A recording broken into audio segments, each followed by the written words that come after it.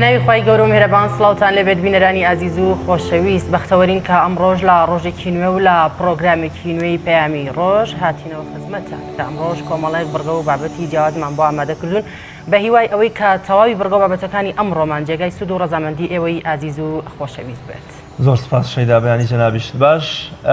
خۆشەویستان و بینەرانی بەرنامەی پەیامی ڕۆژ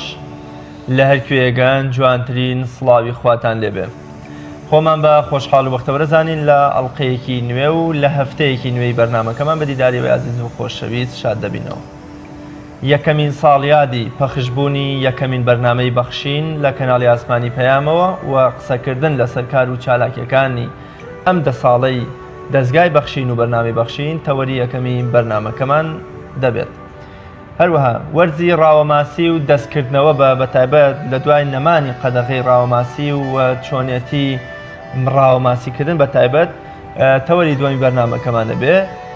هەڵمەتی چاندنی نەمام یان نەمام چاندن لەلایەن بەشێ لە بەرپرسانەوە کە لە ئێستادا لە تۆڕی کۆمەڵاتی فەیسبوک بە جۆرێک لە جۆرەکان ئاڵنگاریەک هەیە لە نێوان بەرپرساندا یا دیاریکردنی چەند بەرپرسێکی دیکە لەلایەن ئەو بەرپرسەی کە نەمامەکە دەچێنێت تەوەری سێمی بەرنامەکەمان وەک گرنگی نەمام چاندن. ژینگەی کوردستان تا چەند پێویستە هەمووی سەوز بکرێن بۆ منە بە جۆرێک لە جۆرەکان وا بکرێت ژینگەی کوردستان بگاتە ئەو ڕێژەی کە پێویستە لە هاوسەنگکردنی بەرامبەر ئەو هەموو ژاوەژاو و دووکەڵی ئۆتۆمبیل و کارگەکان لەگەڵ کۆمەڵێ زانیاری و ڕاپۆرتی گرنگکە لە پەیامنێرانمانەوە بەدەستمان گەشت و ئێوە ئازیز و خۆشەویست ئەمڕۆ بینەری هەمویان دەبن. بەڵێ بینەرانی عزیز سەرەتاش دەچینە لای پێشبینی کەشوهەوای شار و شارۆچەکانی هەرێمی کوردستان.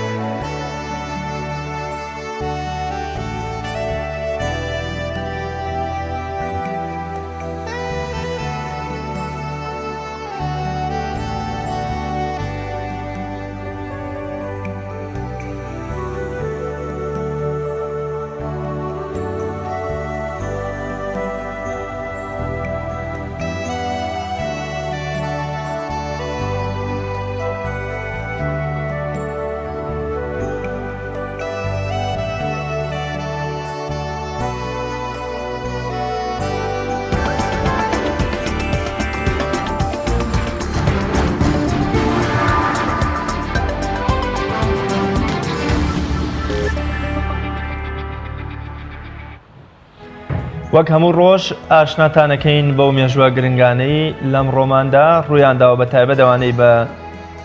بەتایبەتەوانی بەنسبەت ڕۆژهەڵاتی ناوەڕاست و جیهانی ئیسلامیەوە یان بەنسبەت میلەتی کوردەوە گرنگن. پێکەوە بینەری دەبین و پاشتر دێنەوە لاتەن.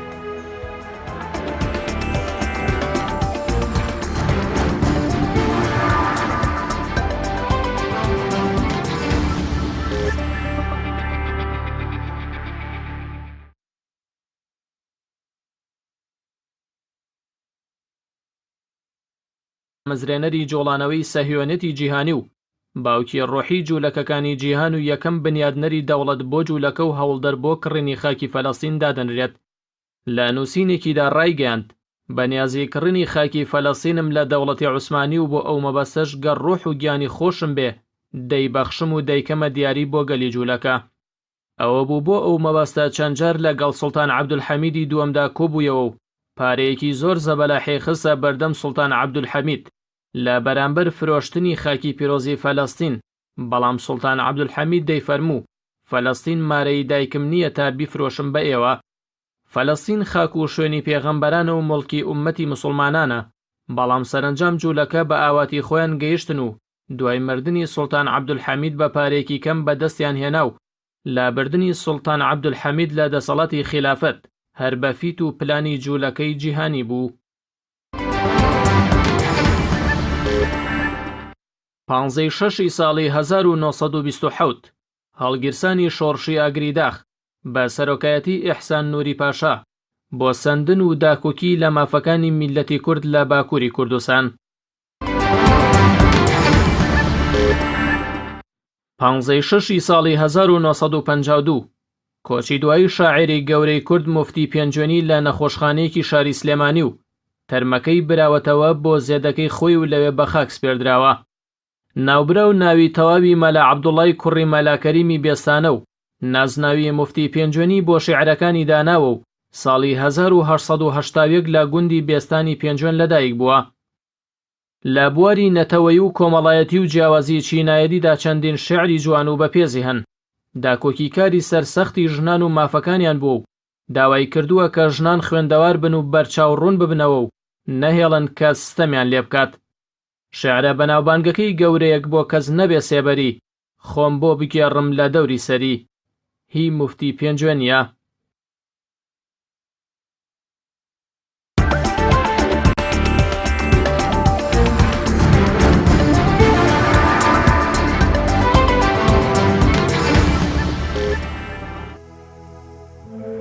بەڵێ بینەرانی عزیز و خۆشەویست، ئێستاش بینەری کۆمەڵێک لێدوان و زانیاری دەبین لەسەر ساڵیادی دەیەمین ساڵیادی بەرنامەی بەخشین. فەرموون بە پێکەوە بینەری.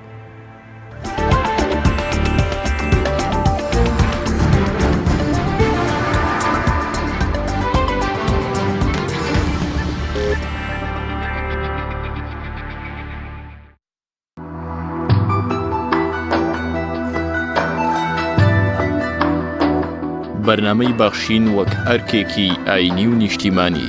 بە پێویستی زانیباری نالەباری ژیانی نەخۆشان و هەژاران و منداڵانی بێباوکی هەرێمی کوردستان لە ڕێگەی خێرخوازانەوە کار بۆ کەمکردنەوەی ئازارەکانیان بکات. بۆیە لە 15 2009 بەرنامەی بەخشین یەکەم ماڵخەی لەژێر ڕۆژنایی ئایەتی من ذا الذي يقرض الله قرضا حسنا فيضاعفه له أضعافا كثيرة والله يقبض ويبسط وإليه ترجعون بدرشمی ببخشن تا بەخشین بەردەوام بێت لە کەناڵی ئاسمانی پێیان پێشکەشکراو تا سەی هەژاران و نەخۆشان و منداڵانی بێباوکی شکان کە ساڵانێک بوولانەیەکی ئارامیان دەست نەدەکەوت و دەرمانێک نەبوو ساوڕێژی برینەکانیان بکات. بۆیە بەخشین بووە فریادڕەسی هەژار و نەدار و نەخۆش و پەککەوتەکان. لە ئێستادا بەخشین وەک دەستگایەکی خێرخوازی کۆمەڵاتی گشتی بەردەوامە لە خزمەتکردنی هەژاراندا.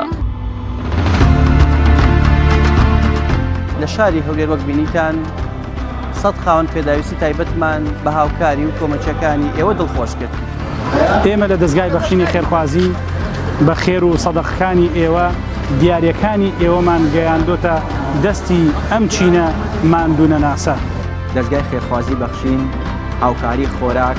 دابەش دەکات بەسەر زیاتر لە 100 هاوڵاتی کەمەندام و نابینایی شاری کەرکووکدا. بینەرانی بەڕێز و خۆشەویست، ئەوەی کە بینیتان دابەشکردنی ئەو بەشە خۆراکە بوو لە پارێزگای هەڵەبجەی شەهید. توانیمان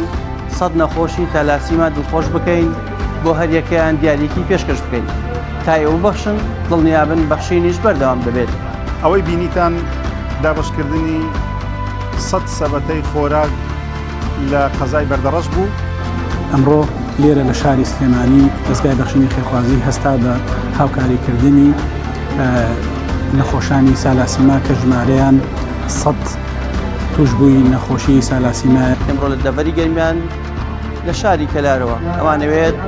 100 خانەوادەی هەژار و نەدار دڵخۆش بکەین پێدانی خۆراک بەسەریان. ئەوەی کە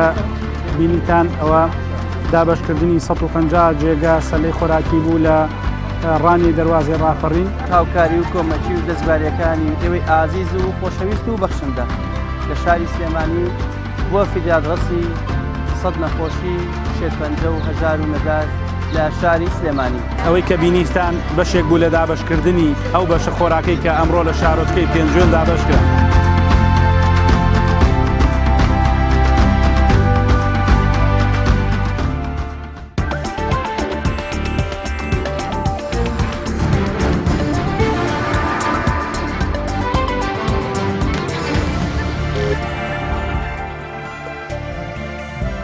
ڕۆ 15/6/2019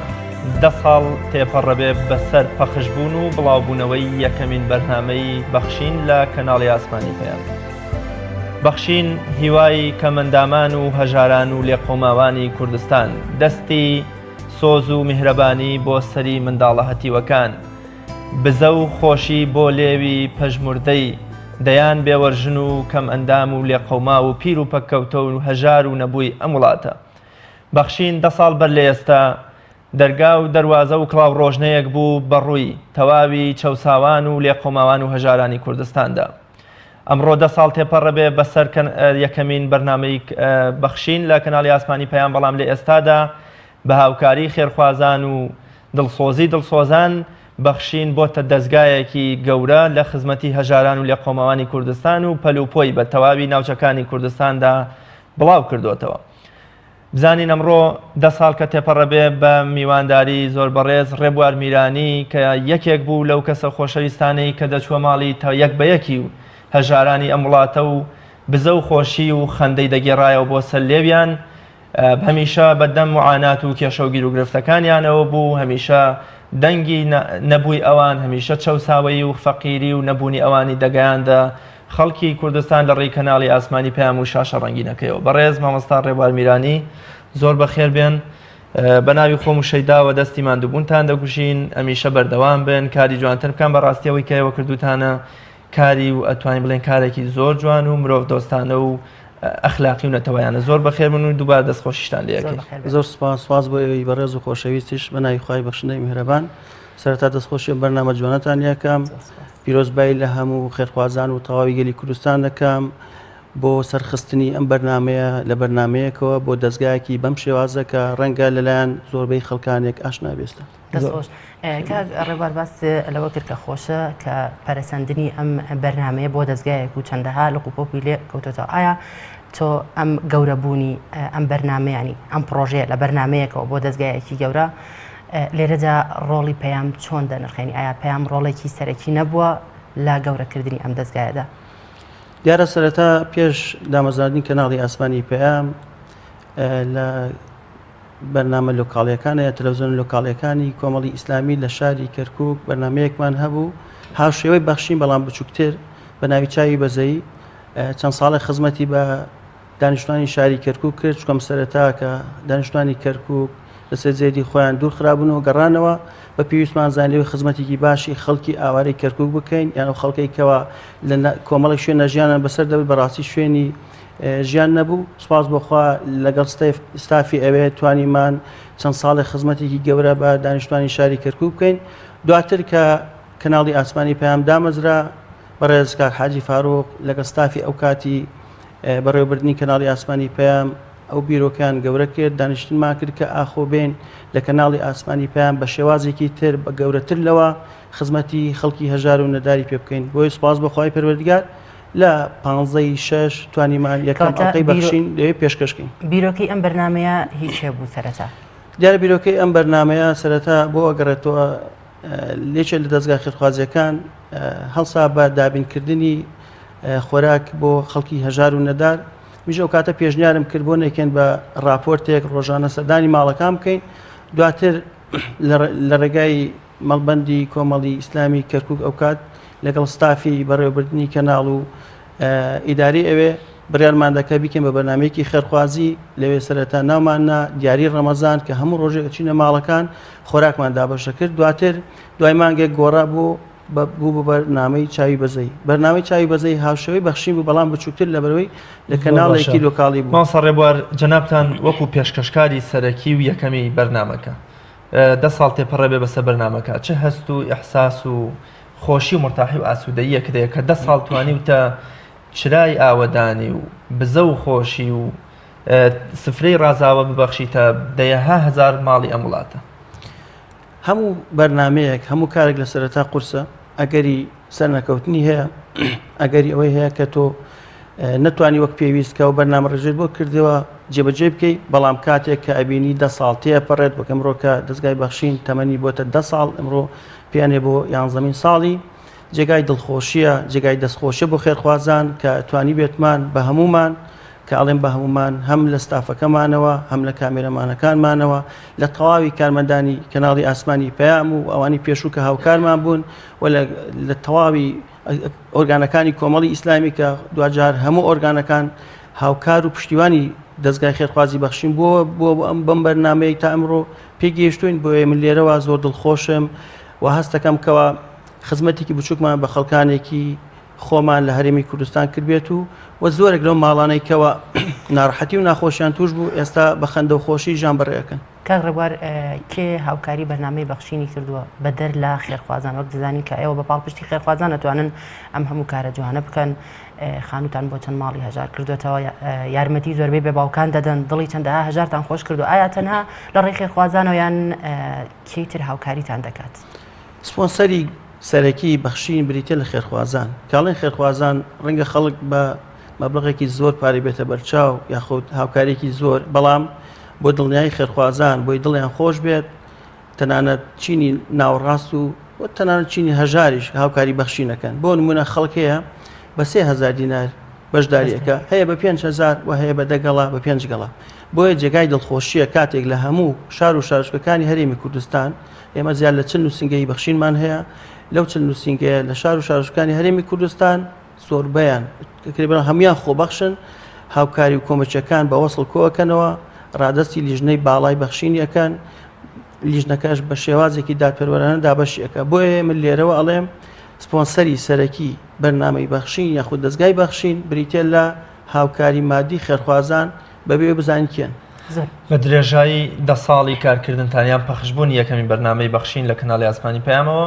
چەند خانوتان بۆ هەژاران دروست کردوێتەوە؟ دیارە بە بەردەوام ئێمە خانوەکانمان لە دروستکردنان هەموو ساڵێک کە پرۆژە ڕاگەێنی نابەتابێت لە مانگی ڕەمەزانی پیرۆزە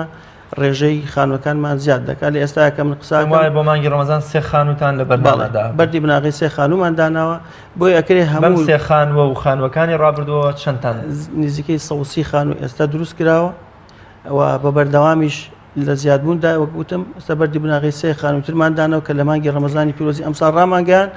لە هەموو شار و شارۆچکەیەکی کوردستانە بەبێ جیاوازی زیاتر بۆ ئەو کەسانەکەەوە خاوەن پێداویستی تایبەتن لە ماڵەوە کەوتو ناتوانن کار و کەسابەتێک بکەن خانوویەکی ناخۆش گڵیان هەیە یاخود ئافرەتێک کە خاوەنی چ منداڵێکی بێباوکە منداڵەکانیان بچووکن یا ئەو تەکرێتچیە یاخود خانوویەکی زۆر ناخۆش و پڕمەترسی هەیە. کاک ڕێبوار ئەوەندەی مە بزانین ڕخنەی زۆرتان لێ دەگیرێت وەک لەوەی کە ئەو ماڵە هەژارانە لە ڕێی کامێرەکانەوە نیشان دەدەن فەرمودەیەکی جەیە کە دەڵێت ئەوەی کە خێر دەکات دەبێت دەستی ڕاست دەکات دەستی چەپ پێی نەزانێت بەڵام ڕخنەوەتان زۆر لێ دەگیرێت کە بۆ ئەم خەڵکە پیشان دەدەن لەسەر شخصیەتی ئەو کەسانە ئەگەوێت کۆمەڵێک گلەیتر ڕوونکردنەوەتان بۆ ئەمە چییە؟ بەڵێ دیارە هەر دەستگای خێرخوازی بەخشینیە لە کوردستان و یاخود لە تەواوی دنیا کە کاری خێرخوازیەکە ئەوە دەی ئێمە لێکۆڵینەوەمان کرد یاخود بەشداری کۆڕ و سیمینار و کۆمەڵێک بابەتی تایبەت بە خێرخوازیمان کردبێت لە وڵاتانی دەرەوە دیارە لە هەموو دنیاگە سەیریکەی بەبێ دەرخستن هیچ کەسێک یارمەتی پێناگا ئەوەی کە شتێکی بەمەسم کە گەورە بێ بۆی ئێمە وەکو دەستگای خێرخوازی بەخشین ئەوەی لە ئەستۆی ئێمەدایە لە کەناڵەکانی ڕاگەاندن کەناڵی ئاسمانی پەیام و کەناڵی بانگەواز یاخود لە تۆڕە کۆمەڵایەتەکان بڵاوی کەینەوە ئەگەر ئێمە بڵاوی نەکەینەوە بێگومان پارە نایە هاوکاری نایە و ئەم خەڵکە بە هەمان شێوە بەڵام کاتی کە خەڵک ڕخناگرێت ئەو ڕخنەیە ئایا لە جێی خۆیەتی ئایا خەڵک دیراسی کردووە ئەگەر بەخشین نەبێ ئایا ئەو خەڵکانە ژیانیان پێشتر چۆن بووە بۆ نمونە کاتێک کەسێک ئەڵێ ئەم کەسە لەکەدارە بێت کەسێک لەکەدارتەکە کە کەسەکە بوونی نەبێ یا خۆی ئەوەی لە تاقە و توانایە نەبێ پەروەردە نەکرابێ کاتێک کە هەژارێک منداڵێکی بێباوک نەخۆشێ بۆ نمونە گەنجێک کە هەردوو گوچیل لە کارکەوتووە و هیچ تاقە و توانایەکی مادیان نییە چارەسەری خۆی بکە ئایا ئەم گەنجە بمرێ یاخود خەڵکانێکی خێرخواز هاوکاری کۆمەکییان بکە ئایا لە بەرامبەر ئەوەیە خەڵک بێت دەستخۆشی بکە یاخۆ ڕخنە بگرێت کە کەسێک لە سەرمەرەك ڕزگار کراوە دواتر کەسێک عیبەکە بێتە سەر شاشە ئەو زانیارانەی نادروست بن یعنی کە پێویستی بە هاوکاری نەبێت داوای هاوکاری بکە لەو فەرمودەی پێغەمبەر ساڵسەم کە باسی حەوت تاقمەکەیەکی لەوانە ئەو کەسە کە ئاچێتە ژێر سێبەری حەشی خواوەیەکەوە بەدەستێکێک کە دەستەکەی تر پێی نازانێ بەڵام لە هەمان کاتدا ئاەتی قورئانی پیرۆز مایە خۆی پەروەردگار فەرمێ الذين ينفقون أموالهم بالليل والنهار سرا وعلانية خۆی پەروەردگار بە ئاەتی قورئان پێمان فەرمودەکەی پێغەمبەری پێغەمبەری صلی الله علیه و سلم زیاتر شتێکی شخصی بێ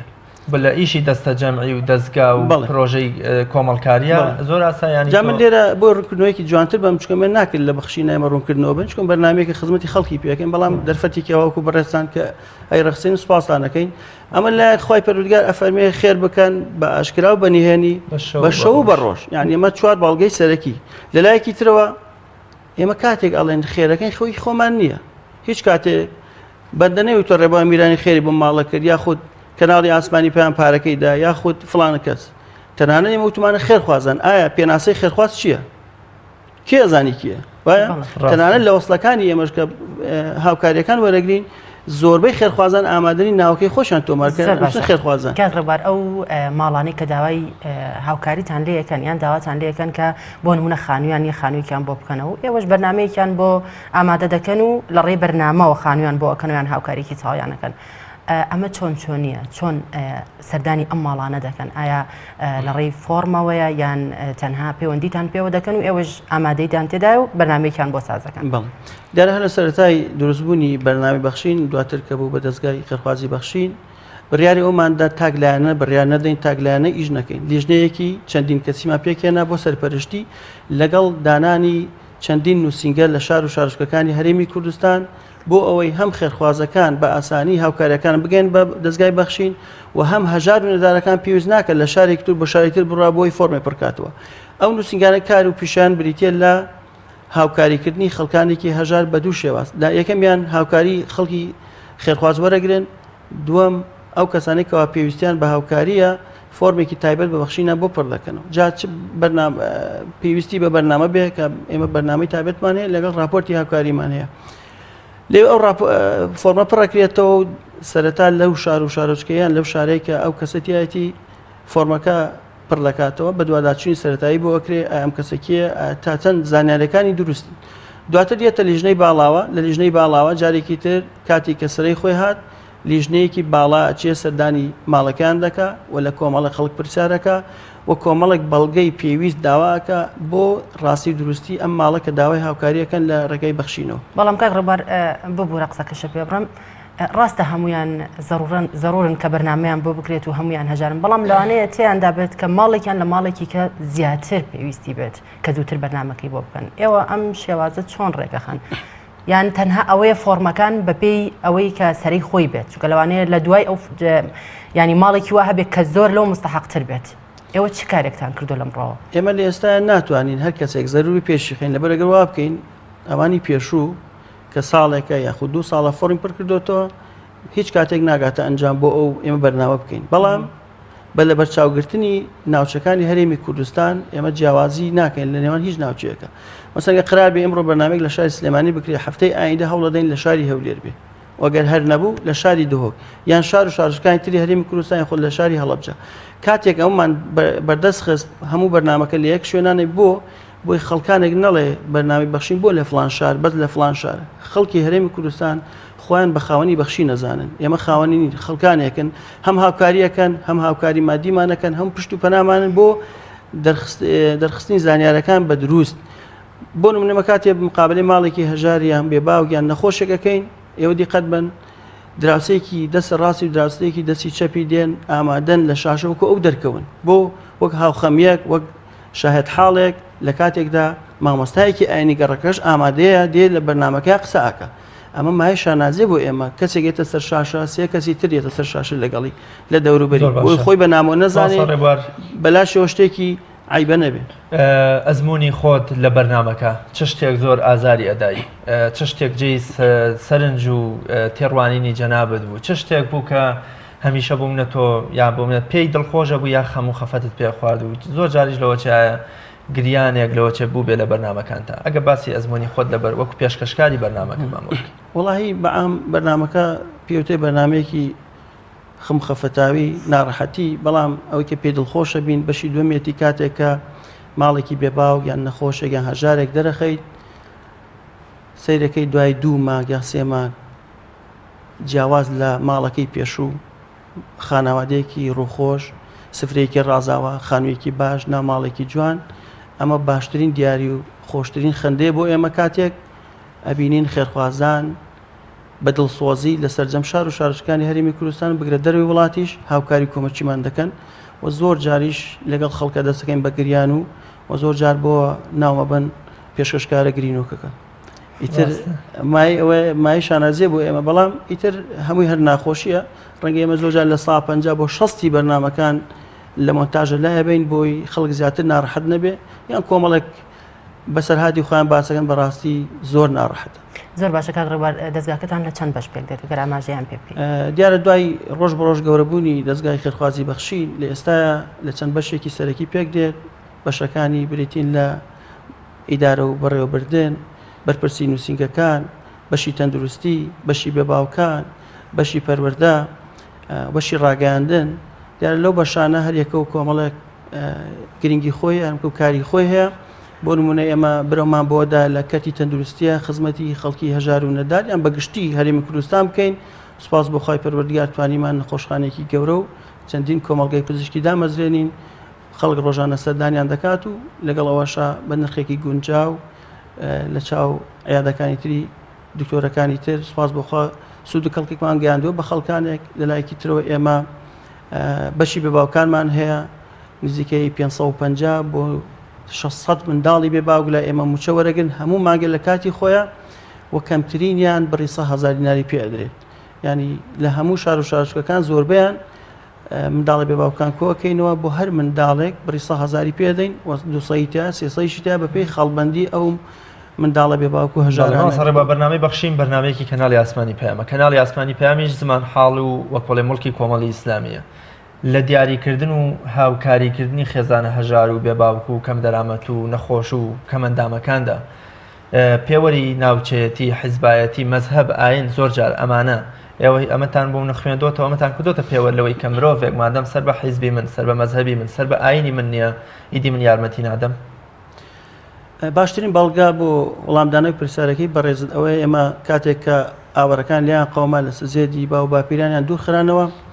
ئێمە باشترین کەمپینمان بۆ ئاوارە یەزیدەکان کرد کە پێم وایە لە هەموو ڕێکەوە لە کۆمەڵی ئیسلامی یاخۆ لە مسلمانان دوورن بەو پێوەرە ئاینەیە کە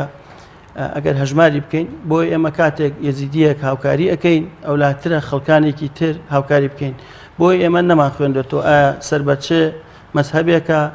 لەکوێ دانیشێ سەربەچە حیزبێکە سەربەچە گروپێکە و باشترین شاید حاڵی ئێمە سەیری کەناڵی ئاسمانی پەیام و بانگەواز بکەن کە ئێمە خزمەتی کێ ئەەکەین و خزمەتی کێمان کرد لە ڕابردووە. زۆر باشە کاک ڕێبوار دوا پرسیارمان بۆ بەڕێزت پرۆژەتان چییە بۆ گەنجان چیتان بۆ گەنجان کردووە ئایا ئەم پرۆژەی ئەم کارانەیەوە لەم پرۆژەدا هەموو چین و توێژەکانی کۆمەڵگا ئەگرێتەوە؟ دیارە وەکو بەخشین بەعام خزمەتی هەموو چین و توێژەکەن بەبێ جیاوازی و گەنج بێ پیر بێ یاخود مناڵ بێ بەڵام ئەوەی کە بە بەردەوام ئێمە بیری لێکەینەوە خزمەتی کۆی گشتی کۆمەڵگەی کوردی بکەین لەگەڵ ئەوەشدا توانیمانە بەسەدان قوتابی بەسەدان خوێنکار لە زانکۆ پەیمانگاکان هاوکاریان بکەین بەبێ شاشە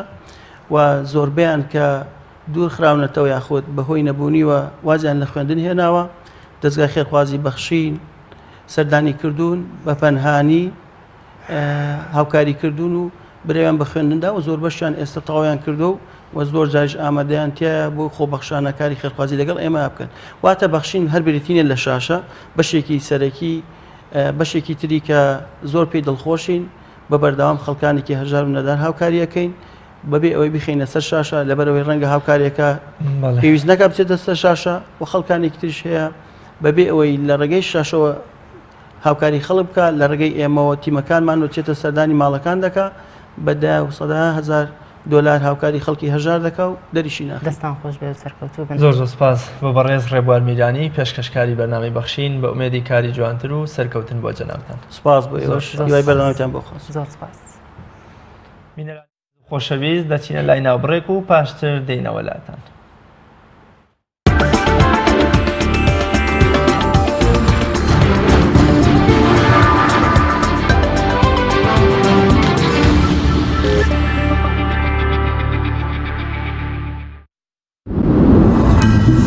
تۆپ ئارت تاکە بریکاری تۆڕی میدیایی کۆمەڵ بۆ دروستکردن و بڵاوکردنەوەی ڕیکلام. تۆپ ئارت گەڕان بە دوای تامێکی نایابوو بوونێکی جیاواز تەنها لە ئالیندا بەدی دەکەین. بەرووبوومی ئەم ڕەنگانە خۆشترین تام و بۆن دەبەخشن. باشترین جۆرەکانی بەهارات هەڵدەبژێرین و کۆی دەکەینەوە. ئاهەنگی خۆشترین تام و بۆن دەگێڕین. ئێمە تەنها بە بازووی خۆمان باشترین بەرهەمدێنی. لە هەموو وەرزەکان لە هەر کات و شوێنێک تەنها ئالین. ئالین هێمای سەرکەوتن. کارگەی شەربەتی خاڵقی گیرەوەی خاڵقی بە تامەکانی پرتەقاڵ، مێوەژ، هەنار، لیمۆ و مۆز و ئەنەناس بەرهەم دەهێنرێت. تەواوی تامە سروشتیەکانی شەربەتی خاڵقی وێنەی باخێکی پڕمیوەیە. کارگەی شەربەتی خاڵقی لەگەڵ 24 ساڵ ئەزمون و بە تامی سروشتی. ناونیشان سلێمانی ناوچەی پیشەسازی دوو پشت ئەلبیستەکە. کارگەی شەربەتی خاڵقی. کارگەی ئاسمان. کارگەی ئاسمان بۆ بەرهەمهێنانی نایلۆن و سفرەی سەفەری لە کوردستان. سفرەی ئاسمان لە خەمی تەندروستی هەمواندایە. سفرەی ئاسمان دوورە لە بەکارهێنانی هەموو ماوادێکی زیانبەخش وەک ریسایکلین. بەکارهێنان لە ئێوە دڵنیایی لە ئێمە لە باشترین و خاوێنترین بەرهەمە خۆماڵیەکانە. سفرەی ئاسمان ڕازگۆیی لە پێوانەدا، خاوێنی لە پێکهاتەدا. سفرەی ئاسمان. بۆ دەستخستنی سفرەی ئاسمان پەیوەندی بەم ژمارەیەوە بکەن: 1970 840 2000. ئایا تا ئێستا بیرت لەوە کردوتەوە کە ئینتەرنێتێکی بێسنوور بەکاربێنی یان بیرت لەوە کردوتەوە کە بۆ هەفتەیەک یان 2 هەفتە ئینتەرنێتی بێسنوور بەکاربێنی؟ سەرەڕای هەموو ئەمانە تا ئێستا بیرت لەوە کردوتەوە کە بۆ یاری ئەلکترۆنیەکان ئینتەرنێتی بێسنوور بەکاربێنی؟ بێگومان نەخێر. فانسی نێت هەموو ئەم کێشانەت بۆ چارەسەر دەکات. تۆش دەتوانیت بۆ ماوەی هەفتەیەک یان 2 هەفتە یان مانگێک بەردەوام بێسنوور لەگەڵمان بیت. ئێستا خزمەتگوزاریەکانمان لەم شوێنانە بەردەستە: سلەیمانی، شارباژێر، شارە زوور، هەڵەبجە، سەی سادق، عربەت، پێنجوێن، بازیان، تاسڵوجە و زەرگوێز. فانسی نێت هەمیشە ئینتەرنێتی بێسنوور. هەمومان حەزمان لە برنجە. برنجێک تامی ڕاستەقینەی برنجمان پێ ببەخشێت. بازار جمەی دێت لە برنج، بەڵام بژاردەی من برنجی دۆلفینسیە. بە تام و بۆن هاوشێوەی برنجی کوردیە. 100% سروشتیە. برنجی خڕی دۆلفینسی شێفە گەورەکان سەرسامەکات. بۆیە بێدوودڵی بژاردەی من و کابانی ماڵە. تا ئێستا زۆر جۆری برنجم تاقی کردوتەوە، بەڵام هیچیان وەک دۆلفینسی نییە. تامێکی ترە ئێوە دەتوانن تاقیکەنەوە. دۆلفینسی باشترینمان بۆ هەڵبژاردن. تۆپ ئارت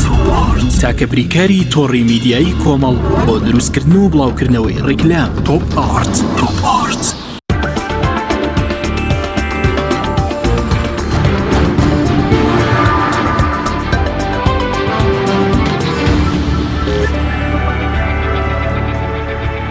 خۆشەویستان لەگەڵتانی بۆ قسەکردن لە تەوەری دووەمی بەرنامەی پەیامی ڕۆژ بە درێژایی 3 مانگ لە ساڵانە لە هەرێمی کوردستان قەدەغەکردنی ڕاوەماسی قەدەغە دەکرێت بەهۆی ئەوەی کە وەرزی زاوزێ و دانانی گەرایە لە شوێنەکانی بۆ کۆڵێ ڕووبارەکان یاش سەرچاو ئاویەکان. لەم ماوەیەدا هەرچەندە ڕاوەماسی قەدەغەیە بەڵام بەشێک لە خەڵکی نابەرپرسیارانە هەر لەم پیشەیە بەردەوام لە چەند ڕۆژی ڕابردوودا پۆلیسی دارستان چەند کەسێکی دەستگیر کرد بە تۆمەتی ئەوەی کە چەند ماسێکی گەورەیان وەکۆڵێ ڕاو کردبوو، بەڵام لە 15ی 6ەوە واتە دوای 3 مانگ لە 14ی 3 بۆ 14ی 6 کە کاتە 3 مانگ ئاساییە وەرزی وەکۆڵێ قەدەغە ڕاوەماسی دەست پێ بکاتەوە، بەڵام بەمەرجێ بەو ئامێر و پێداویستیانە بێت کە نەبێتەوە قڕکردن و لەناوبردن و ماڵوێرانیەکی تر بۆ ئەو بێچۆماسیانی کە بۆ کۆڵێ 3 مانگ یا 2 مانگ تەمەنیانە. زۆرجار ئەوەش کە دیاری کراوە زیاتر تۆڕە بۆ ئەوەی ماسیە بچووکەکان نەگرێت و بەردەوام من لە گەشە بۆ مەبەستە میوانداری زۆر بەڕێز سەلاح مەجید ئەندازیاری بەرهەمێنان لە بەشی بەرهەمێنان و گەشتپێدانی بەرهەمی ماسیمان کردووە. زۆر بەخێر بێ مامۆستا سەلاح مەجید. مامۆستا سەلاح سەرەتا دەپرسین بزانین هەموو ساڵێک بۆ چەند مانگێک ڕاوماسی قەدەغە دەکرێت. بەڵێ ساڵانە بەپێی بڕیارێکی وەزارەتی کشت و کاڵ و سەرچاوەکانی ئاو لە وەرزی بەهار دەکە وەرزی دانانی گەرا و زۆربوونی ماسیە بە بڕیارێک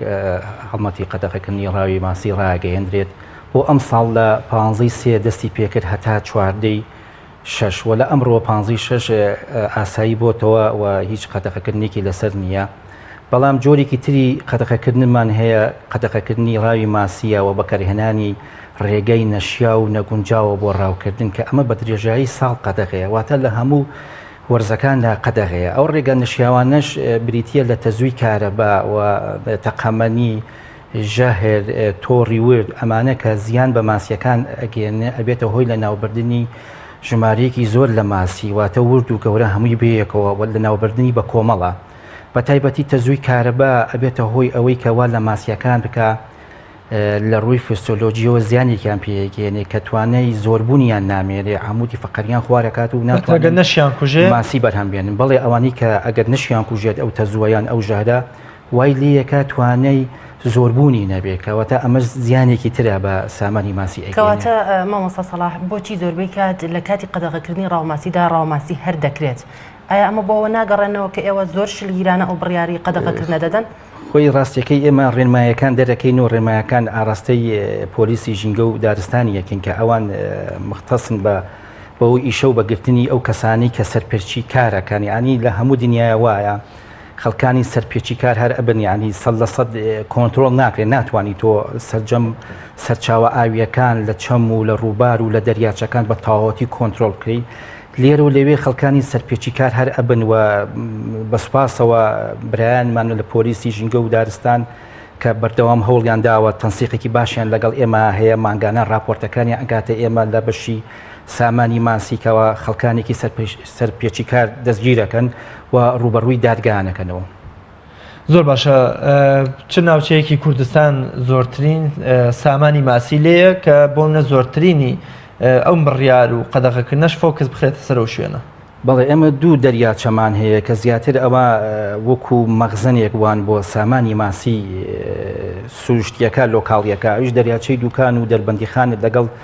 چەم و ڕووبارەکانی کێنەوە سەر ئەم دەریاچانە ساڵانە لە کاتی ئەو قەدەغەکردنەوە دواتریش پۆلیسی ژینگە و دارستان بنکەی کاتی دایانێن لەسەر ئەم دەریاچانە بۆ ئەوەی کە بە تەواوەتی کۆنتترۆڵی حاڵەتەکان بکەن. زۆر باشە ئەم بارانەی ئەمساڵ ڕێژەیەکی زۆر باری ناچار بوون کە بەشێکی زۆری ئاوی بۆ منە بەنداوەکان بەربدرێتەوە یان بۆ منە ئاوێکی زۆرتر لە وڵاتانەوە بێتە هەرێمی کوردستان ئەمە چ کاریگەریکی لەسەر بەرهەمی ماسیەوە بە تایبەت بەسمەوێت زۆر جالەوەچە زۆربوونی ئەم ئاوە وا لە ماسیەکان کا بەرەو خواروی عێراق بچن یان بۆ منە نەمێنن لە بەهۆی بەخوڕی ئاوەکەش هەندێکیان ڕوبەڕووی مەرگ و لە ناوچوون ببنەوە. بەڵێ خۆی بژانەوەی سەرچاوە ئاویەکان لە چەم و ڕووبارەکان لە پڕبوونی دەریاچەکان سوودی هەیە بۆ سامانی ماسی و بە پێچەوانەوە وشکبوونی سەرچاو ئاویەکان و کەمبوونەوەی ئاستی ئاوی دەریاچە و ڕووبارەکان کاریگەری هەیە لەسەر کەمبوونەوەی سامانی ماسی و بەنسبەت وڵاتانی دەوروپشتی خۆشمانەوە ئەو ماسیانی کەلیۆ دێنە ناو سەرچاو ئاویەکانی خۆمانەوە هەمان جۆرن واتە جۆری جیاوازنی کە جیاواز من لەو ماسیانی کە لە ژینگەکانی ئێمە بەخێوەکرێ بۆیە کاریگەریەکی ئەو تۆی نییە کەوا ماسی زیان بەخش بێتە ناو ڕووبارەکان چەند جۆر ماسی بەرهەمدێنێت؟ بەڵێ ئەو جۆرانی کە بە شێوەیەکی سروشتی بەرهەمدێ لە دەریاچە و ڕووبارەکانە تا ئێستا ڕووپێویکی ور نەکراوە بەڵام ژمارەیان زۆرە بەڵام ئەو جۆرانی کە بە شێوەیەکی دەستکرد لە ژینگە دەستکردەکان واتە لە حوزەکانە بەخێوەکرێن چەند جۆریەکەن بەڵێن بۆ ئەوانی کە لە حوزە گڵەکانە بەخێوەکرێن 5 جۆرن کە مەجموعی کاربەکانیان پێوترێ و جۆری تریشمان هەیە لە حوزە کۆنکرێتەکانە واتە ماسی ئاوی ساردا کە ئەمە تایبەتە بە ماسی سەرنەبوون. ئایا چاودێری ئەو حوزی ماسیانە لەژێر بڵێنە بێ کشت و کاڵ چاودێریان بکات یان چاودێریکردنیان چۆنە؟ بەڵێ بەشێک لەو پرۆژانە مۆڵەتیان وەرگتووە لایەن وەزارەتی کشت و کاڵ و سەرچاوەکانی ئەوە بە پێی ڕێنمایەکان ڕێنمایی ژمارەدەی ساڵی 2013 دروستکراون و بەردەوام چاودێریان نەکرێت بەشێکیش لەو پرۆژانە هاوڵاتیان خۆیان بە شێوەیەکی نایاسایی بەدەل لە ڕێنمایەکان دروستیان کرد. زۆر باشە جەناب داماژت بەوە کرد کە ئەمساڵ لە 14 بۆ 14 ئەم سێمانگە دیاری کراوە مەبەستمەوەیە ساڵانە قەدەغەکردنی ڕاوماسی لە وەرزێکەوە بۆ وەرزێکتر لە ساڵێکەوە بە ساڵێکی ترە گۆڕێ؟ بەگشتی هەمان وەرزە یعنی با بڵین لە ناوەڕاستی لەوە بە چەند ڕۆژێک ساڵی وا بووە لە 23ەوە قەدەغە بووە ساڵی واشە لە 15 بۆ ئەم ساڵ لە 15 بوو ئەنی بە چەند ڕۆژێ فەرقەکە بەڵام لە زۆربەی ساڵەکانە لە ناوەڕاستی مانگی ئازارەوە بۆ ناوەڕاستی مانگی حوزەریان دەست پێ بەرهەمی ماسی ئێمە لە چه ئاستێکدایە بەرهەمی ماسی ئێمە لەو ئاستایە کە بوونە ساڵانە لەگەڵ ئەم هەموو بەکارهێنانی ژەهر و قولاپ و نازەم کارە با و زۆرجات تۆڕی بچووک لەو ئاستەشایە کە بوونە هەر بەرەو زۆربوون بڕوات و بەرەو تیاچون نەچێت نەخێر بەرهەمی ماسی لە سەرچاوە سروشتیەکانە ئەنی لە دەریاچە و ڕووبارەکانە بەرەو کەمبوونەوەچێ بەڵێ ساڵانە ژمارێکی زۆر ڕاو ئەکرێت و ئەو بڕێ کە ڕاو ئەکرێت زۆر زیاتر لەو بڕێ کە بەرهەم دێ بە شێوازێکی سروشتی جگەر لەوەی کە باسی کرد کە ژەهر و تەقەمەنی و تەزووی کارە بۆ ئەوانش کاریگەری هەیە و ئێمە چی بکەین بۆ ئەوەی ئەو بەرهەمە زیاد بکەین بەرهەمی دەریاچە و ڕووبارەکان لە جیاتی ئەوەی کەم بێتەوە زیاد ببێ بە تایبەتی لە هەندێک جۆری ماسیە کە ئێستا تەواو بەرەو کەمبوونەوە ئەچن کە ئەم جۆرانە زەرورە گرنگیان پێ بدرێت و بەرهەمی زیاتریان لێوەربگیرێ بە تایبەتی هەردوو جۆری سوورە و بزە کە دەریاچەکانی کوردستان شوێنێکی گونجاون بۆ ئەو دوو جۆر ماسیە ئەبێ ئێمە لە ڕێگای هەوڵ بدەین لە ڕێگای زۆربوونی دەستکردەوە وا بکەین لەو ماسیانە زۆربوونی دەستکردیان بۆ بکەین بۆی بڕێکی زیاتر بەرهەم زۆربوونی دەستکرد کامەیە مەبەستمە هێنانی گەراکیانە لە وڵاتانی ترەوە نەخێر ئێمە ئەو ماسیانە خۆی وجودیان هەیە لە دەریاچەکانە دوو جۆرن نێرە و مێ هەیە ئەمە بێ وا بکەین کە ئەو ماسیانە ماسی دایکانن گەرای ئەو ماسیانە وەربگرین لە دەرەوەی دەریاچەکان لە دەرەوەی سەرچاوە ئاویەکان بەخێوی بکەنەوە نەخێر بە شێوەی زۆربوونی دەستکردیان با بڵین لاروایان لێ بەرهەم بێنین پاشان لاروواکان یان پەنجەماسیەکان بگەڕینەوە بۆ دەریاچەکان بۆ ژینگە ئەستیەکەی خۆی ببوورە پێشتر باسی لەوە کرد کە لە کاتی قەدەغەکردنی ڕاوەماسیدا بنکەی کاتی لە قەرەق دەریاچەکان دادەنێن بۆ ئەوەی کە هاوڵاتی نەتوانێت ڕاو بکات بۆ ئێوە هەوڵتان نەیاوە کە بۆ هەموو ساڵەکان بنکێکی کاتیتان هەبێت بۆ ئەوەی بە شێوکی ناسایی ڕاو نەکرێت وەکوی کە باسمان کرد بوونی تەقەمەنی و تۆڕی ورد و ژەهر و ئەم شتانە ئێوە هەوڵتان نەیاوە کە بۆ هەمیشە بنکەی کاتی لە قەرەق ڕووبارەکان ڕاستیەکەی ئەو بنکانە پەیوەندی هەیە بە پۆلیسی ژینگە و دارستانەوە بنکەکان ئی ئەوانن و ئەوانش ئیمکانێتەکان ئەوەندەیە لە بەردەستایە کە بۆ ئەو چەند مانگە بتوانن بنکە لە دەریاچە و ڕووبارەکاندا دابنێ بەڵام بە بەرداوامی چاودێری دەریاچە و ڕووبارەکانیان کردووە و خەڵکانی سەرپێچی کاریان دەزی کردووە و وەکو خۆی بڕیارەکانیان جێبەجێ کردووە. زۆر باشە. پیسبوونی ژینگە بە تایبەت ڕەگەزی بێگومان هەر سێ ڕەگەزەکەی ئاو و خاک و هەوا هەر کاریگەری هەبێتەوە لەسەر ئاو چونکە ئەگە خاک پیس بێ بەهۆی بارانەوەم ئاواچێتەوە ژێرزەوی ئەگەر ئاو پیس بێەوە هەر ڕاستەوخۆ ئاو هەوا ژەر بێگومان لە ڕێی ترشەبارانەوە ڕووبارەکانمان زۆر پیسەکە پیسبوونی ژینگە یان بۆمونە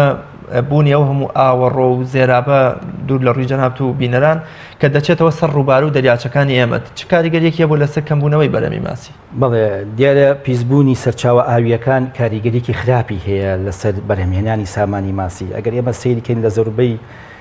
ڕووبار و چەپەکانە ئێمە سێ جۆر پیسبوونمان هەیە پیسبوونیەک بەهۆی پاشەڕۆ و ئاوەڕۆی شارەکان کۆمەڵگەکانی نیشتەجێبوون کە ئەوە کاریگەری هەیە و جۆرێکی تری پیسبوون بەهۆی پاشەڕۆی کارگەکان و پاڵەگەکانی نەوت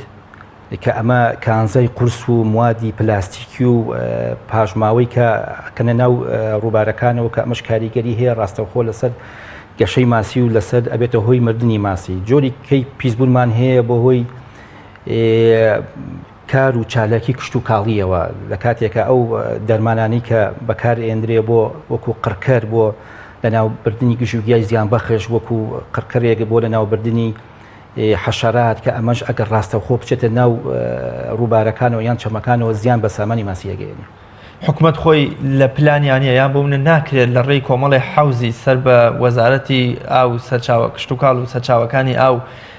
ساڵانە بۆ منە بەرهەمێکی زۆرتر ماسی بەرەم بێنەوە بۆ ڕۆ بکرێتەوە نێو دەریاچەکان ئێمە ڕاستیەکەی چۆن کابرا لە باخەکەی خۆیدا لە شوێنەکەی خۆیدا حوزی بەخێوکردنی ماسی هەیە بەڵێ زۆربەی حوزە ماسیەکان بەشی هەرە زۆریان ئەتوانم بڵێم هەمویان پرۆژەی کەرتی تایبەتن پرۆژەی حکمی نین ئێمە دوو پرۆژەی کەرتێکی شتیمان هەیە لە دوکان و لە بازیان ئەو پرۆژەی دوکان هەڵهێنەری پەنجە ماسیە نزیکەی 2 ساڵە لە بەروی دایکانەکانمان بە کەڵکی ئەوە نەهاتووە کە گەرای لێ وەربگیرێ ئەو پرۆژێ لە ئێستا ڕاوەستاوە بەڵام ساڵانی پێشوو ئەمانتوانی نزیکەی 9 ملیۆن پەنجەماسی دابین کەین بۆ حوزەکانی کەرتی تایبەت و بۆ دەریاچەکانیش بەڵێ ئەمە ئەوەمان هەیە کاک سەڵاح وەک دەزانین کە هەندێک کەس لە گوندێکدا باخێکی شوێنێکی سیاحی هەیە و حوزێکی تێدا دروست دەکا و ماسی تێدا بەخێو دەکرێت ئایا هەموو کەس ڕێگە پێدراوە کە بەم شێوازە حوز دروست کات و ماسی تێدا بەخێو کات یا خود یاسای تایبەت بەخۆی هەیە و ڕێنماییتان هەیە بەڵێ دوو جۆرن ئەوانەی حوزی ماسی دروست دەکەن ئەوانەی کە پرۆژەی گەورە دروست ئەکەن پرۆژەیەک بێ کەڵکی ئابووری هەبێ و کاریگەری هەبێت لەسەر زۆربوونی سامانی ماسی لە بازاڕەکاندا ئەو پرۆژەی گەورەیە ئەوانە بە پێی ڕێنمایی ژمارەدەی ساڵی 2013 مۆڵەتیان پێدرێ بەڵام ئەوەی کە لە باخ و لە شوێنی نیشتەجێبوونی خۆیان دروستیەکەن ئەوانە حوزی بچووکن وەکو هیوایەتێک ئەنی بۆ خۆشی خۆیان دروستیەکەن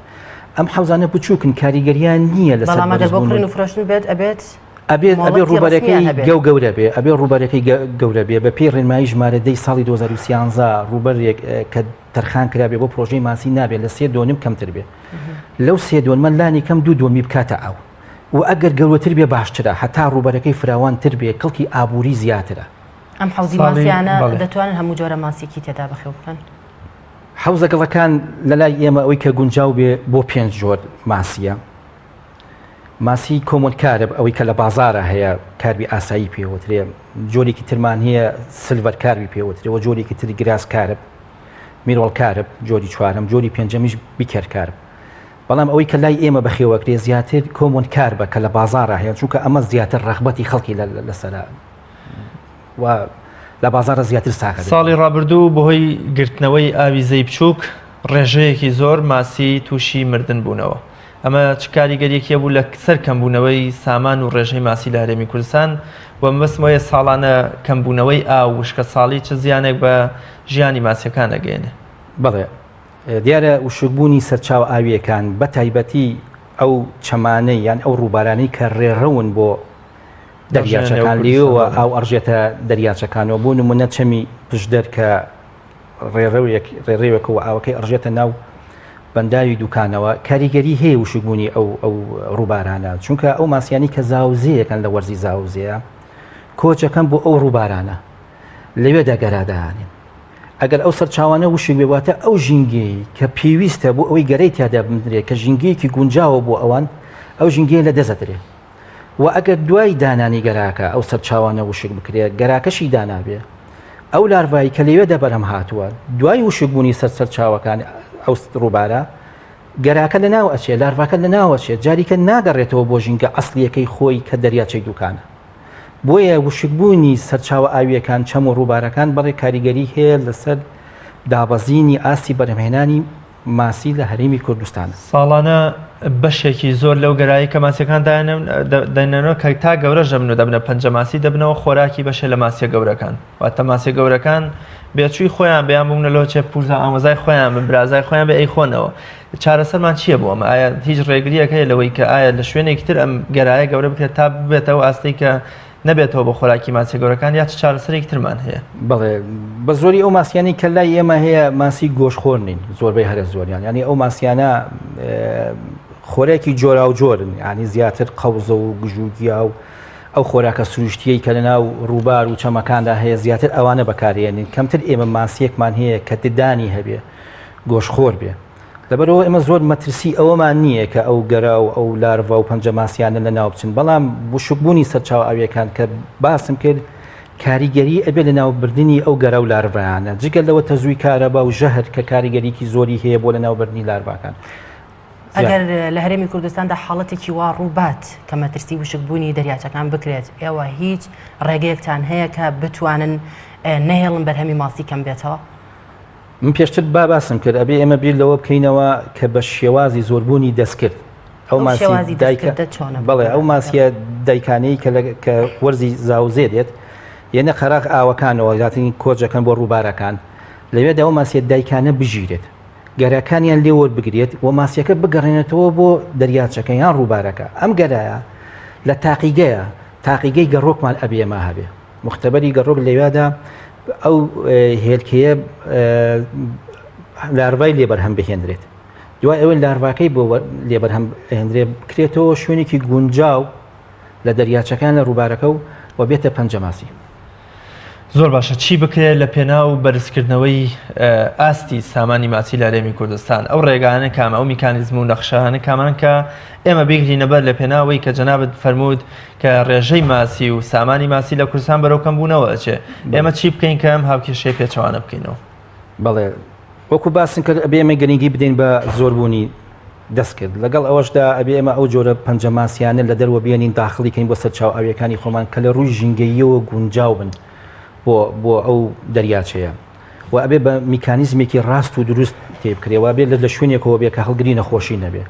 جگە لەوە بێ پاشەڕووی کارگەکان و شارەکان دوور بخرێتەوە لە سەرچاو ئاویەکان و عنی سەرچاوە ئاویەکانمان بپارێزین لە پیسبوون بۆ ئەوەی ژمارەیەکی زۆر ماسی لەدەست دێین هەروەها ئەو شوێنانەی کە لە نزیک دەریاچەکانن نەکرێتە بە کشت و کاڵ بۆ ئەوەی ئەو موادە کیمیاویێن کە بەکارێنرێت نەچێتە ناو سەرچاو ئاویەکان و زیان بە سامانی ماسی نەگەێنێ. زۆر باشە ساڵانە مۆڵەتی بۆ منە قولاپ و تۆڕ ئەدرێ بە بەشێ بەتابەت لە ڕۆژهەڵاتی کوردستان ینی مرۆڤ دەچێت خەڵکێک دەچێت داوای مۆڵەتی قولاپ و تۆڕەکە لە حکومت لە هەرمی کوردستان ئەم جۆرەمان هەیە بە منە کەسێ بێت داوای مۆڵەت بکات بۆی کە قولاپ بەکاربێنە بۆ ڕاوماسیە تۆڕ. ڕاستیەکەی لەلای ئێمە هیچ یاسا و ڕێنمایەک نییە هەم بۆ بەکرێدانی سەرچاوە ئاویەکان دەریاچەکان هەم بۆ پێدانی مۆڵەت بە ڕاوچیەکان ئێمە لە هەوڵی ئەوە داین لە ساڵانی ڕابردوو لە هەوڵی ئەوە داین کە کاری ڕاوکردن لە هەرێمی کوردستان بەتەبەتی لە دەریاچی دوکان و دەربەندیخان ڕێک بخەینەوە و سەرژمێرێکی ڕاوچیەکان بکەین بۆ ئەوەی بتوانین هاوشێوەی وڵاتانی کە بە شێوەیەکی ڕاست و دروست ڕاوچیەکانمان ڕاوکەن و ڕێنمایەکانی خۆمانیان پێ بگەێنی. زۆر سپاس بۆ بەڕێز سەلاح مەجید ئەندازیاری بەرهەمهێنان و گەشتپێدانی بەرهەمی ماسی زۆر سپاس کە میوانی تەوەری دوایین بەرنامەکە دەستان خۆش بەسپاس. زۆر سپاس. بەڵێ بینەرانی عزیز و خۆشەویست لا شاری هەڵەبجە کۆنفرانسێک بۆ یادێک لە بێسارانی ساز دەکرێت کا لەم بارەیەوە پەیامنێرمان سامان فەتاح راپۆرتێکی بۆ ئامادەکردن فەرموون با پێکەوە بینەری بین.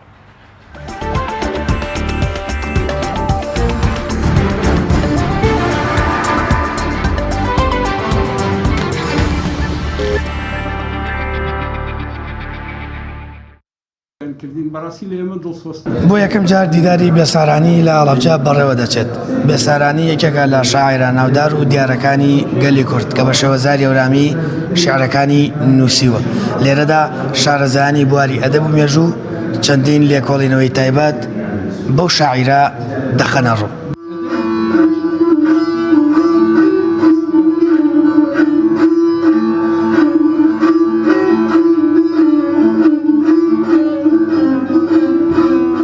چەندین لێکۆڵینەوە چەند لەو لێکۆڵەرانی باعیسکە لەسەر ژیان و بەرهەم و کار و بەرهەمەکانی بێسارانی شاعیری گەورە عەرزەکرێت و لە دووتوێ کتێبێکیشا ئەو لێکۆڵینەوانە پەخشەکرێت و لێکۆڵەران لە ڕۆژهەڵاتی کوردستان و لە کوردستان و لە هەموو پارێزگاکانی هەرێمی کوردستان بەشدارن. لە دیدارەکەی بێسارانیدا لە دوو پانێڵدا هەشت لێکۆڵینەوەی جیاواز لەبارەی شعر و قۆناغەکانی ژیان و خۆشەویستی سروژلایە و شاعیرە خرانە ڕوو. شارەزانی بواری ئەدەب و مێژوو باز لە بێسارانی شاعیر دەکەن و دەڵێن ئەو لە حوجرە و مزگەوتەکان گەورە بووە و ڕۆڵی حوجرەش بەرز و گرنگ دەبێنن لە مێژووی پێگەیاندن و دروستبوونی شاعیران و کەڵەپیاوانی کورد بەگشتی. سارانی یەک لە شاعرەکانی کورد کە پەروەردەی حوجرە و مزگەوتەکانی کوردستان بووە ئەو حوجرە و مزگەوتانی ڕۆژگارێکی مێژووی کە لە ئازانکۆکانی ئەمڕۆ زیاتری شان بەڕاستی پێوە قەناعەتی من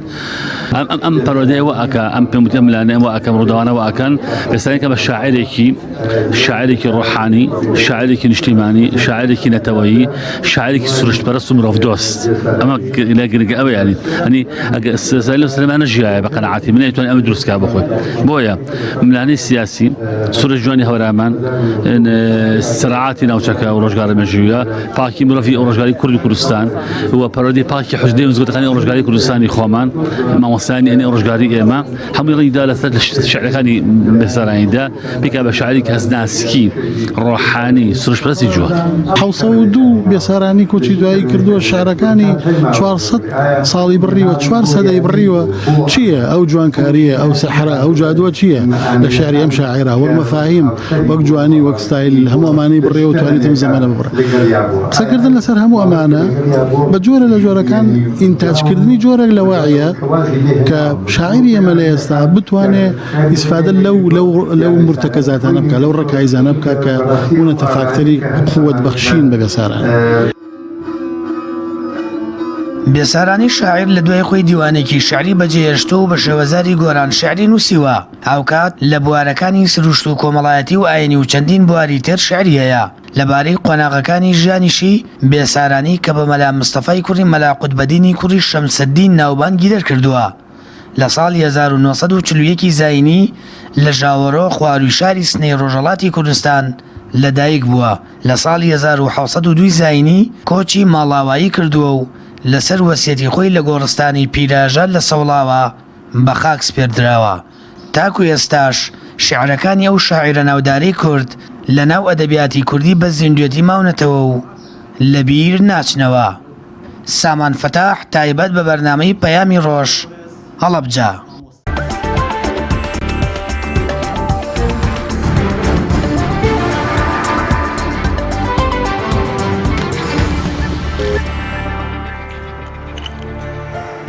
دەگوترێ هاتنی قیامەت شتێکی زۆر ناڕەحەت و قورسە بۆ مرۆڤەکان. پێغەمبەری خوش صلی الله علیه وسلم فەرمی ئەگەر قیامەت بەرپا بوو تۆش سەرقاڵی چاندنی نەمامێک بووی ئەوا گوێ بە هاتنی ئەو ترس و بیم و ناڕەحەتی قیامەت مەدە و لە کاری خۆت بەردەوام بە ئەمە گرنگی چاندن و سەوزکردنە بۆ تۆی مسلمانی شوێنکەوتوی پێغەمبەری خوا صلی الله علیه وسلم.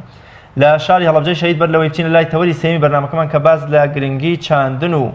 سەوزکردن و ڕازاندنەوەی ئەو ژینگە جوانەی کە خوای گەورە بۆی فراهەمێناوین کە لە بەرامبەر ئەو هەموو ژاوەژا و دوو کەڵ و کاریگەری کارگە و کۆمپانیاکانی گەیاندن کە پێویستە ئێمە هەریج نەبێت بۆ ئۆکسجینێکی خاوێن پێویستە ژینگەکەمان ڕازاوە و سەوز و جوان بکەین بە دار و درەخت و سەوزایی. پەیامنێرمان سامان فەتاح هەر لەسەر گرنگی چاندن و هەڵمەتی نەمام چاندن لە شاری هەڵەبجەی شەهیدەوە راپۆرتێکی بۆ ئامادە بکەین پێکەوە بینەری دەبین و پاشتریش دەچینە لای میوانی تەوەری سێمی بەرنامەکەمان.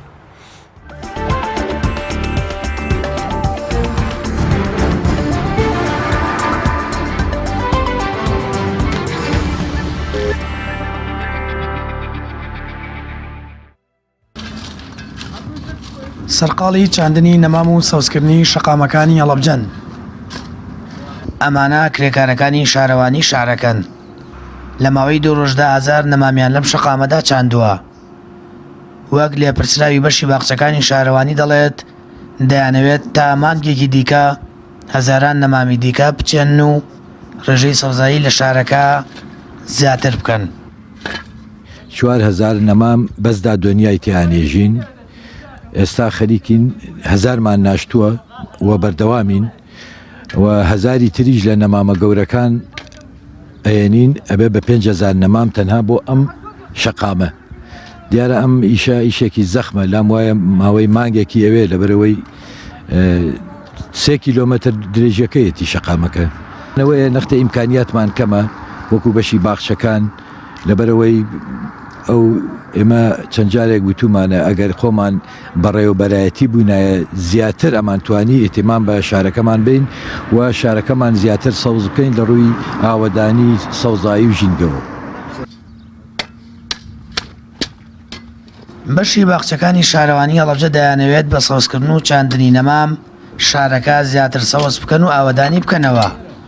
بەڵام بۆی نەبوونی ئیمکانێتی پێویست و کرێکار و کارماند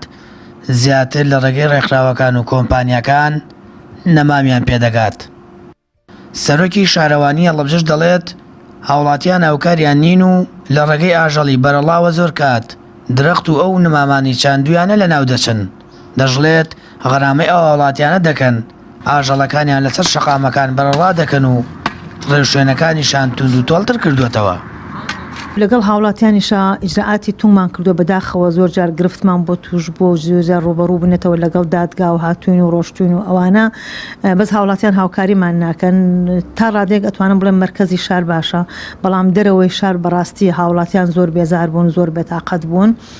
ئێمەش قۆناغ بە قۆناغ ئیشەکەین بەڵام بەداخەوە تا ئێستا لەو مەرحلەیەشە زۆر باش من بەدڵی خۆم نییە لەبەرەوەی هێشتا زۆر شوێن لە دەرەوەی شار گەوڕێتیایە هاوڵاتیان بوونەتە مای بە تایبەتی هاوین بۆن و بەرامی ناخۆش و پیسکردنی ئەو ژینگەیە لەو چواردەورە هاوڵاتیان زۆر ناڕزایی ئەەکەین بۆیە ئەم جارە بەنیازین لە ڕێگەی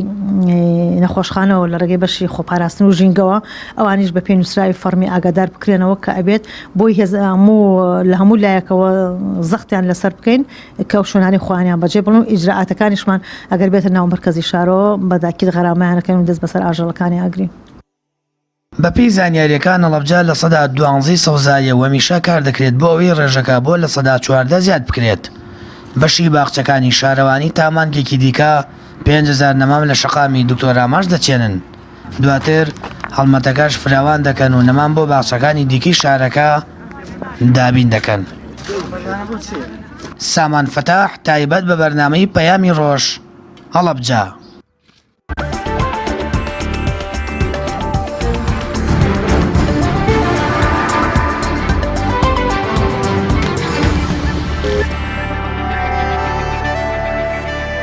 پێغەمبەری خوا صلی الله علیه وسلم فەرمێ هەر گەلێک سەرکردە و کاربەدەستەکانی باش بوون و بە کاری باش و ڕێگەی باشە ڕۆشتن خەڵکەکەش ئۆتۆماتیکی بە دوایانەکەوێ و چاویان لێەکە. ماوەیەکە لە تۆڕی کۆمەڵایەتی فەیسبوک کۆمەڵێ لە سەرکردەکانی ئەم وڵاتە خەریکی چاندنی نەمام و سەوزکردنی وەکوڵێ ژینگەی کوردستانن. ئومێد دەکەین خەڵکی فەقیر و نەبووش چاو لەوان بکە و وەکوڵێ ئەوان ببنە پێشەنگ و پێشڕەوە چونکە ئەوان هەر شتێک بکەن بەلای خەڵکی فەقیر و داماوە جوانە. ئەم پرۆژەیە ئێمە ئەمڕۆ باسی لێوەکەین لە بەرنامەی پەیامی ڕۆژ بە میوانداری زۆر بەڕێز مامۆستا معروف مەجید بەرپرسی ڕێکخراوی ئایندە بۆ پاراستنی ژینگە. بەڕێز کاک معروف زۆر بەخێر بێ و سوپاس بۆ ئامادەبوون. زۆر سوپاس. هەڵمە تێگەبینین لە نێوان سەرکردە و کاربەدەستانی ئەم وڵاتە کە ئاڵنگاریەکیان هەیە وەکوڵێ تەحەدایەکترەکەن بۆ چاندنی نەمامی ترە کە سەود و کەسی تر وەکڵێ دەستنیشانەکە ئەمە چ گرنگیەکی هەیە بە بەسمەوێ ئایا سەرکردەکان خەریک بن بە پاراستنی ژینگە و سەوزکردنی ژینگەی کوردستانەوە هیچ گرنگی و ئەهمیێتێکی هەیە؟ خۆی گومانی تیانە تاک بە تاکی بڵین دانیشتوانی هەرێمی کوردستان یاخست گۆی سەر زەوی پێویستە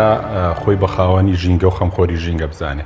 بەڵام بەداخەوەی کە ئەمڕۆ لە هەرێمی کوردستان ئەیبینین کە ناوە تەحەدا هەستەکەم تەحەدانیە ئەمە ئەرکێکی سەرشانی تاک بە تاکە سەرکردەکان بە تایبەتی پێێستاون ئەگەرنا ئێمە پێمان خۆش بۆ پرۆژەیە تەحەدایەکی زۆر گەورەتر بواە بۆ نمونە هەر سەرکردەیەک هەر بەرپرسێکی باڵا لە بەتایبەتی لە ئاستی حکوومەت بڕیاری بدایە کە هەر ناوچەی هەرێمی کوردستان ڕێژەی سەوزایی نەگەیشت بێتە ئاستی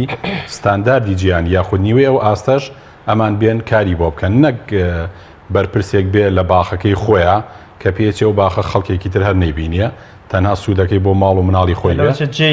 درەختێک هەتیان نەبێت بۆ نمونە ئەو ئێمە بینیمانە هەندێک شوێن هەڵبژێراوە شتێکی باشە من لەو باوەڕیان تەحەدای بەرپرسەکان ئەگەر وەکو سەرەتاش تۆ ئاماژەت پێکرد تەحەداکانن لە پێناو بەرژەوەندی و خزمەتی خەڵکا بێ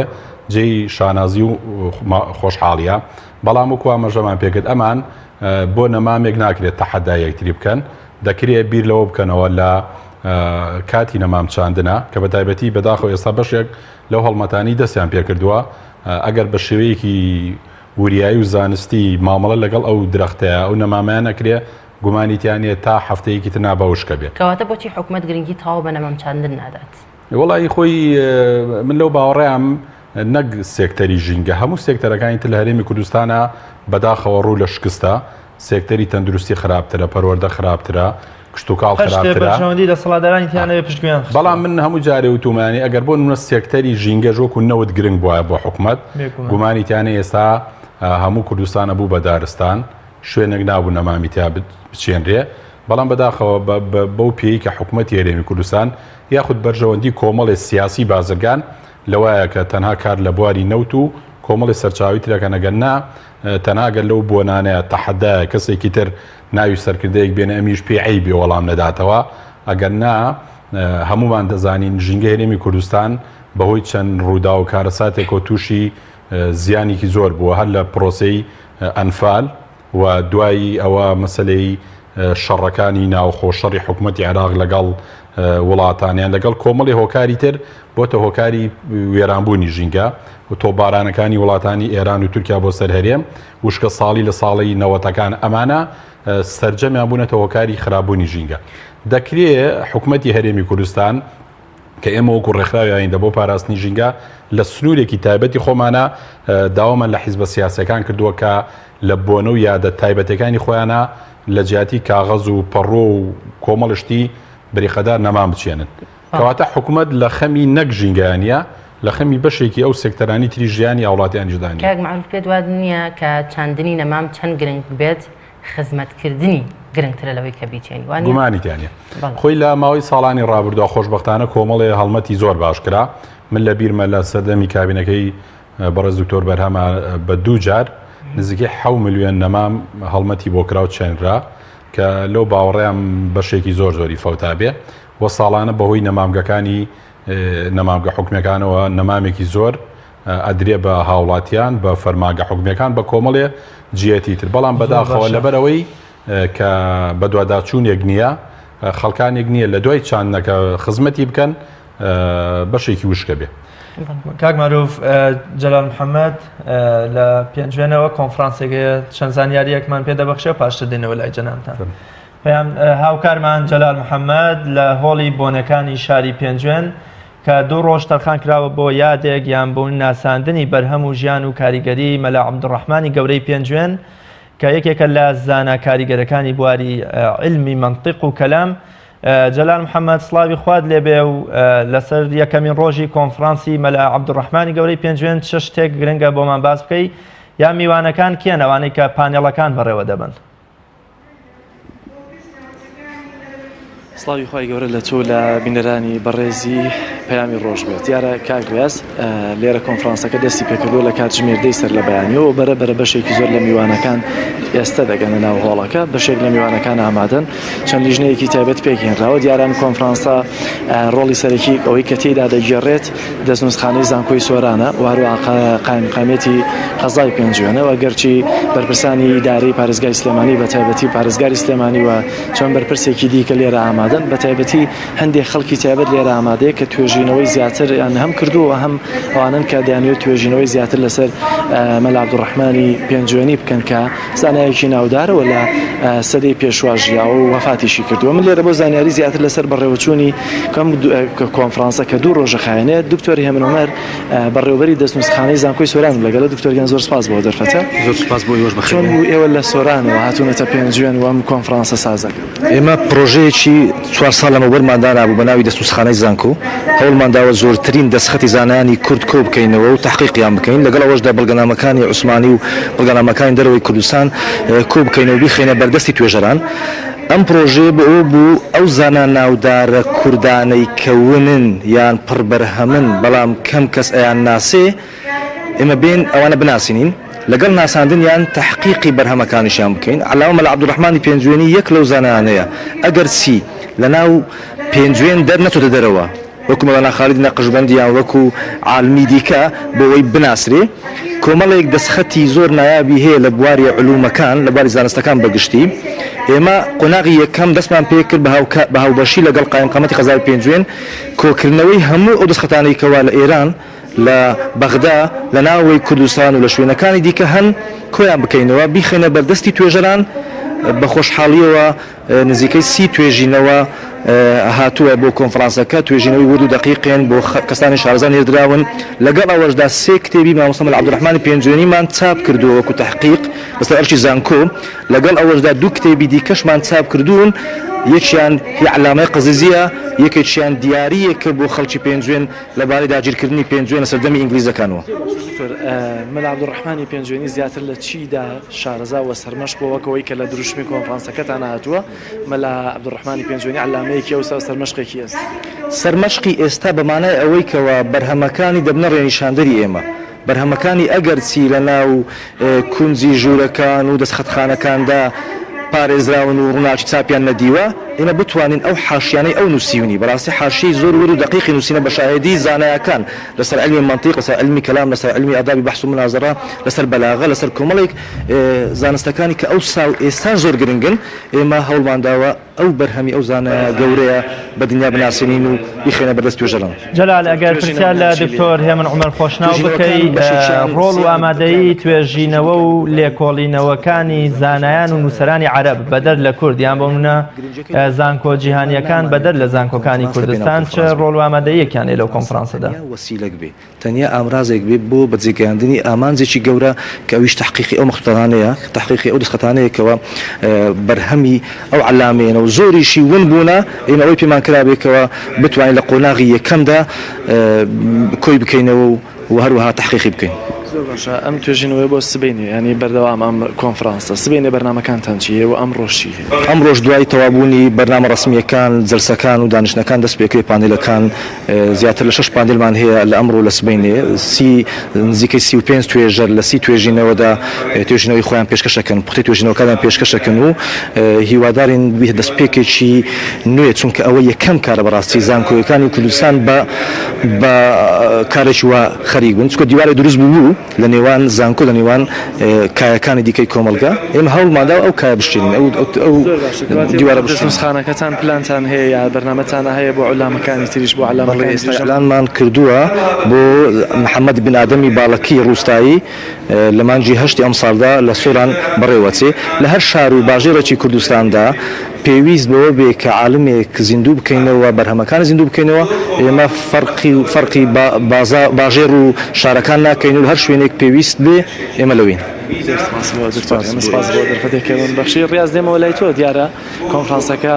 هێشتا لە سەرەتایەتی هێشتا پانەڵەکان دەستیان پێ نەکردووە تەنها وتار و پێشوازیەکان و تەشریفاتەکان واتەوەی کە زیاتر وەکو پرۆتۆکۆل سیر دەکرێت بۆ هەندێک لە میوانەکان بە تایبەتی وتاری پارێزگار ئەمانە هەمووی بەڕێوە دەچن دیارە دواتر 6 پانەڵ دەبێت بۆ هەردوو ڕۆژ و ئەمڕۆ 3 پانەڵ و سبێنش 3 پانەڵ و دوایی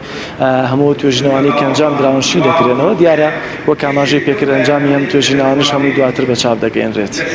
زۆر سپاس جەلال هەچەند پرسیاری ئەوەشمان کرد کە ئایا بەدەل لە لێکۆڵینەوە و توێژینەوەی کورد و کورد زمانان یا هی زانکۆکانی کوردستان هی غەیرە کورد و دەرەوەی زانکۆکانی کوردستانمان هەیە بە تایبەت زانکۆکانی عێراق وڵاتانی ئیسلامی ئەگەر پاشترم پرسیارە یام ئاراستەی دکتۆر هێمن بکەیتەوە یام ئێستا وەڵامت لابێ خۆت. وەڵامم لانیەوە دکتۆرێمیش زۆر بەپەلێ لەبەروی کە سەرۆکی لیژنەکەیە لێرە سەرخاڵەوە بەڵام لە گەشتەکانی ساعت 11 یاخود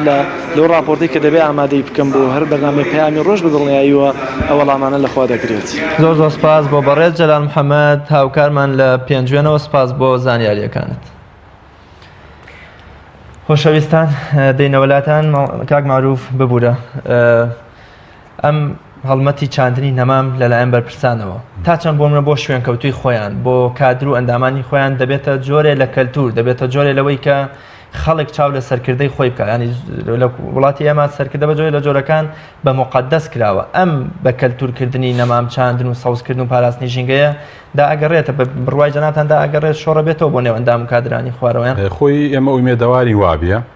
ئومێدەوارین ئەوەنەی کە لایک و کۆمنت و تێبینی لە فەیسبوک بۆ ئەو هەڵمەتە کراوە ئەگەر نیوەوەنە نەمان بچێنرایە هەستەکەم ئەو هەڵمەتە ئامانجەکە خۆی پێکە بەڵام تا ئێستا من ئەوەی کە بیستی بێتم کەسێکی وام نەبینەوە بۆ نمونە بڵێ مادام سەرکردەکەم یاخود مادام بەرپرسەکەم یاخود مادام فڵان کەس ئەو کاری کردووە منیش وەکو وەفایەک بۆ کارەکەی ئەو نەمامێکە چێنم تەنها ئەوەیە کە بینیمانە لە فەیسبوک خەڵکێک بە شانوباڵی زۆر سەرکردەکانی هەڵی داوە خەڵکێکی تر قسەی پێوتون خەڵکێکی تر ڕەخنەی لێگرتوون من ئومێدەوارم هێندەی ژمارەی کۆمنت و لایکەکان لە مقابلی ئەو هەڵمەتانە نەمان بچێنرێ ئەو کاتاس دەکەم کارێکی باشیان کردوێ. کاک معروف ئەگەر زانیاریت لابێ ڕێژەی سەوزایی لە هەرێمی کوردستاندا ئایا تا چەند نزیکە لە ڕێژەی ستاندارد؟ خۆی گومانی تیان ێستا بەپێ و ستانداردە جیهانیەکان لە 15 بۆ 25 جارێ نەمارە ماوت 15 بەڵام ئێستا 25گەشتی بۆ زیادوە گومانی تیانیەوەی کە لەسەر ئاسی هەرێمی کوردستان ئێمە بە فەرمی بڵاو کرابێتەوە پارێزگای سلێمانی بەپێی ڕاگەندراوێکی بەشی باخچەکان ڕێژەی سەوزایی لە پارێزگای سلێمانی 118ەیە کە من مای خۆشحاڵی ئەگەر هەرچێمە بەڕێز کا کامەرا حەمە ساڵح ماوت بەڕێوبەری باخچەکانی سلێمانی وتی بەڵێ بە پێی داتاو ئامارەکان بۆ ئێمەشیان نردووە بەڵێ وایە و پارێزگای هەولێر نزیکەی لە 15ەیە ئەویش 15یان بۆ 16ەیە بەڵام بەداخەوە شار و شارۆچکەکانی تروانی ینی قەزای وایە لە 102 قەزای وایە لە 103 ناحێ هەیە بواچێ لە 100یەکیش نەبێ ئەمانە خۆی لە خۆی گرفتەکان لەو شوێنانەوە دەست پێک ئاگەنا گومانی تیانێ شارەکان ئەگەر بۆ جوانکاری خۆشیان بێ بۆش بێ کە بڵێن ئەم بەرپرسە لەم شارەیە خزمەتی باشی کردووە هەستەکەم هەڵمەتی باش کراوە بەڵام ومێدەوارین ئەم هەڵمەتانە بچێتە شار و شارۆچکەکان بۆی لایەنی کەم نیوەی ستانداردی جیانی بنەک بگاتە ستاندارد جیانی. چاندنی نەمام تەنها بۆ جوانی سروشت و زۆربوونی ڕێژەی سەوزاییان بۆ ئەوەیە کە کەشوهەوایەکی تەندروستمان هەبێت کە هەوایەکی باشمان هەبێت. ناخۆی گومانی تیانێنێ بە ئامانجمان لە چاندنی نەمامەکان خاوێنکردنی ژینگە بێ ژینگەیەکی تەندروست بێ بەڵام ئەگەر بۆ جوانکاریش بکرێشتێکی خراپ نیە کاریش دەرونی مرۆڤ فەرمێت خۆشەویستترین ڕنگ بەلایمنەوە سەوزایی ڕەنگی سەوزی زۆر گومانی تیانیانی هەر دەرونی ئارام بوو کەسێکی تەندروستی هەر بۆ زۆر بابەتی تر ینی بۆ نمونە مەسلەی سەوزایەکە مەسلەی پاگراگرتنی ژینگە و بۆ ئەو کەسانی کە ڕۆژانە پێویستیان پێبیانی جاری وایە تۆ هاوڵاتیەکی لە کاتی بەرزبوونەوەی پلەی گەرمە ئەو کاتە چۆنە لە سوود و قازانجی درەختێک باشە زانی یان بۆ نمونە جاری وایە هاوڵاتێک ئەوێ 2 ساعت ئۆتۆمبیلەکەی لە شوێنێکە ڕاگرێت بۆ نمونە مەسافەیەک یاخود ناوچەیەکی زۆرە گەڕێ بۆی نەمامێکی دەستکەوێت یاخود درەختێکی دەستکەوێت سیارەکەی لێ ڕابگرێت بەڵام لە هەرێمی کوردستان ئێمە ینی بەپێی هەڵکەوتەی جوغرافیا بەڕاستی کۆمەڵێ شوێنی زۆر باشمانەیە کە خۆڕووسکن و لە ماوەی ڕابردووش چەند شوێنێکی تریش دەستکرد دروستکرات کراوە بەڵام بەداخەوە مەسلەی کەم تەرخەمەکان بەهۆی کاری وشک بوون هۆکاری کەوتنەوەی ئاگر ئەمانە لە داهاتووە بنە مەترسی لەسەر پرۆسەی چاندنی نەمامێک لێ بیتەوە دوو کەس کێم کە وەکو ئەو بەرپرسانە تەحەدایان بکەی کە نەمامی خۆیان بچێن لە ڕێکخراوەکەی خۆت بێ بەس من و شەیدا دیاری نەکەی من بەڕاستی ئەو بە شتێکی تەقلی دەزانم هەرچەنە ببێتە کولتور شتێکی زۆر باشە بەڵام ئێمە وەکو ڕێکخراوی خۆمان پرۆژەیەکی زۆر باشمان بەدەستەوەیە بە تەمای تەحەدای ئەو سەرکردانە بکەین کە خۆیان وتوانە تەحەداکەین بەنیازین هەرچەنە من لێرە فکرەکە ڕاگەێنم ئەگەر ڕێکخراوی کەسێکی دیریش کردی گەردنی ئازابێ بەڵام ئێمە دەستمان پێکردووە هەر سەرکردەیەک بە جۆرەی تەمەنی خۆی سەرکردەیەک تەمەنی 50 ساڵە 6 ساڵە یاخود حیزبێکی سیاسی نووسراوی ڕسمیمان ئامادە کردووە بۆ زۆربەی حیزب و کەسایەتەکانە بین بۆ نمونە بەڕێزێک تەمەنی گەشتوتە 50 ساڵ لە ڕۆژی لەدایکبوونیە 50 نەمان بچێنێ ئێمە وەکو ڕێکخراوی خۆمان و کۆمەڵی جێتی فەرمی ئامادەی شوێنەکەشی بۆ دیاریکەین و پێمان باشە بیبین ئەو شوێنانی کە ئاماژەمان پێکرد بە تایبەتی ئێمە ناوچەی گەرمیانمان هەڵبژاردۆکە زۆرترین زەرمەند لە ڕووی ژینگە و ئەوە بووە ڕێکخراوی ئایندە لە ساڵی 2019 کە ئەوە 6 مانگ و 15 ڕۆژ بە سەیار چەند نەمامتان چاندووە ئێمە بەپێی ئەو کارانی کە لە ماوەی دروستبوونی ڕێکخراوە 2013 پێشتریشکە من وەکو خۆم وەکو چالاگوانێکی بواری ژینگە کارم کردووە بەپێی داتا ئامارەکان بۆ سنووری خۆمان و بەشێکی تری شار و شارۆچکەکان زیاد لە 25 بۆ 30 هزار نەمام لە ڕێی ئێمەوە گەشتوێتە شوێنەکان ئەوە نەبێر خۆمان چاندمێتمان بۆ نمونێمە ئەو هەڵمەتەی کاتی دکتۆر بەنام ئاماژەمان پێکرد زیاد لە 10 بۆ 15 هزار نەماممان بردوێتە سنووری قەزای چەمچەماڵ و ناحێگانی بۆ شارەوانیەوە بۆ 6 هزاری وەرگرتووە هەبوو بە پێی توانای خۆی 2000 وەرگرتووە هزاری وەرگرتووە بەڵام هۆکاری گیان نەکە یاخود ئەوەی کە هۆکارەکە بێت و کاراسانیمان کردوێ ڕێکخراوی خۆ ئێمە بووە و یەکێک لەو کارانی کە زۆر جاژ باسیەکەین سەوزکردنی 24 کیلۆمەتر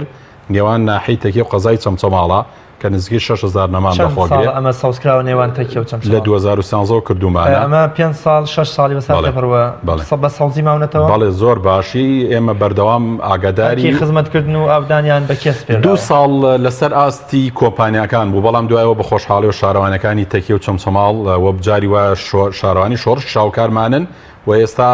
بەپێ ئەو بە دوواداچوونانی ئەمە کردومانە لە 170 بۆ 80 درەختەکان زۆر بە باشی بوون و ماونەتەوە چاندنی هەموو نەمامێک تەندروست دەتوانی هەموو نەمامێک بچێنی من یەکێک لەو گرفتانی لە هەرێمی کوردستانە هەیە هیچ توێژینەوەیەک نەکراوە کام نەمام بۆ هەرێمی کوردستان گونجاوە ئێمەش بەڕ ئەو برابەڕێزانی شارەوانەکان باخچەکان جار هەبوو درەختی نەمامی باشە ناوەتە کوردستان بەڵام بۆ کەشوهۆی ئێرە گونجان و بۆ ئێستا بەداخەوە بەشێکی وشکە بێ بەڵام دەکرێت ئێمە داواشمان کردو پێشەوەی هەر نەمامێک لە نەمامگە حکومیەکان یاخود لە نەمامگە ئەهلیەکان بێنرێتە هەرێمی کوردستان و یاخود بچێنرێ پێویستە لیژنەیەکی توێژینەوە ئاماژە بۆ کاکە ئەم درەختە بۆ هەرێمی کوردستان بۆ کە شەواکەی گونجاوە بەڵام ئەمانیان بۆ هەرێمی کوردستان گونجاونێ لەبەرەوەی زەرێکی زۆرمان کردووە بەشێک لەو درەختانە بۆ ئێرە گونجاونی لە ڕووی کەشوهەوە و لە ڕووی ناسکێتی سەرەتا بەڕێز باس لەوە کرد کە ئێستا کاتی نەمامچاندن نییە کاتی نەمامچاندن کەیەوە کاتێک کە ئێمە نەمامێک ئەچێنین بێ چۆن خزمەتی بکەین خۆی لە وەرزی پاییزە یەکێک لە وەرزانی کە گەشەی نەمام ئەوەستەیە بەتایبەتی لە ئەو درەختانی کە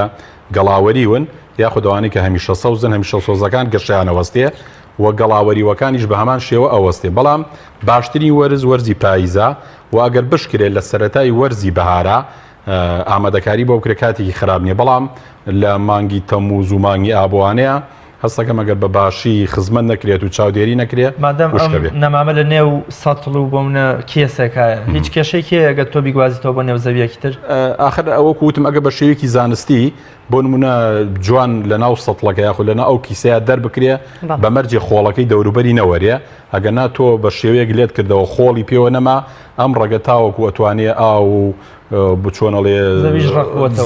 ینی خۆراکی خۆی هەڵبمژێ گومانیتیانێ وشکە بێ بەڵام وەکوی تۆتت ئەگەر بە شێوەیەکی زانستی لە ئینجانەیە جار هەیە ئەگەر بێت و ئینجانەکە یاخو سەتڵەکە قوتۆکان